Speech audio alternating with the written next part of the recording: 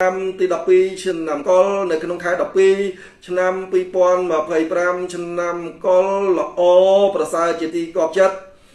អ្វីដែលបាត់បង់ទាំងប្រមាណនឹងអាចបានមកវិញបាក់ទឹកចិត្តឬមួយក៏ទំនុកចិត្តជំងឺឈឺស្កាត់ទាំងប្រមាណនោះគឺនឹងអាចបានមើលជាឬមួយក៏បានស្រាក់ស្រានស្ត្រេសទាំងប្រមាណមកគូឆ្នាំ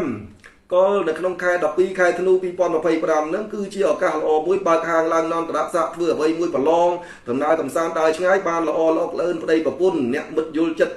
ទាំងប្រមាណនោះនឹងឲ្យអធិស្ឋានសម្រាប់ឆ្នាំកុលលេខសំណាងរបស់នៃឆ្នាំកុលគឺ123ខមមិនលេខ123ឲ្យ share 3ដ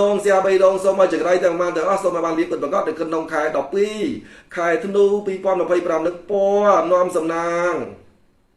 ពណ៌នាំសំណាងគឺពណ៌ស្លាទុំពណ៌នាំសំណាងគឺពណ៌ស្លាទុំសំណាងល្អណាឆ្នាំកុលឆ្នាំទី12ហើយខែ12 2025នឹងសូមឲ្យបានលៀបលុយចូលមកឲ្យបានធំដូចបំណងពងប្រាថ្នាសំណាងល្អណាឆ្នាំកុលហិញណាកពូលឆ្នាំ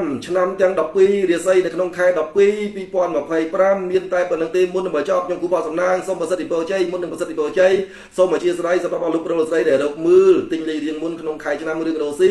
ម្នាក់$10មើលវាសនាមច្ឆជីវិត$111បញ្ជាក់ជូនយន់រាល់ការជាវគឺវាប្រាក់មកមុនហើយបើសិនជាអស់លោកអ្នកត្រូវអំពើប្រាជ្ញាគឺមានថ្នាំទឹកញីឈ្មោះឡើយបើសិនជាគេធ្វើចុងជាមួយចុងអីហ្នឹងគឺប្រើសេមាសណាញ់ទៅ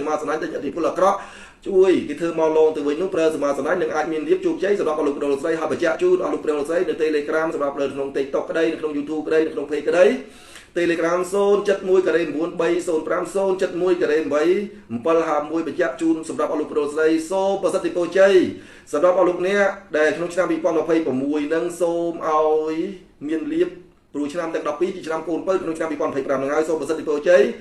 សម្រាប់ឆ្នាំអស់លោកប្រុសស្រីទាំងអស់ក្នុងឆ្នាំ2026រោស៊ីមានបានพูดតាមពីសមុទ្រអាយសោស្បែបខ្ញុំចាស់មានប្រាក់កាយកងទូសរការលួចចេញទិញចូលចំណុចនេះសំការទៅទីកន្លែងណាមកកន្លែងណាសុខកដុកលួយមានបានសំណាងល្អណានិយាយឈ្មោះពីរដបនេះកាពះពវៀន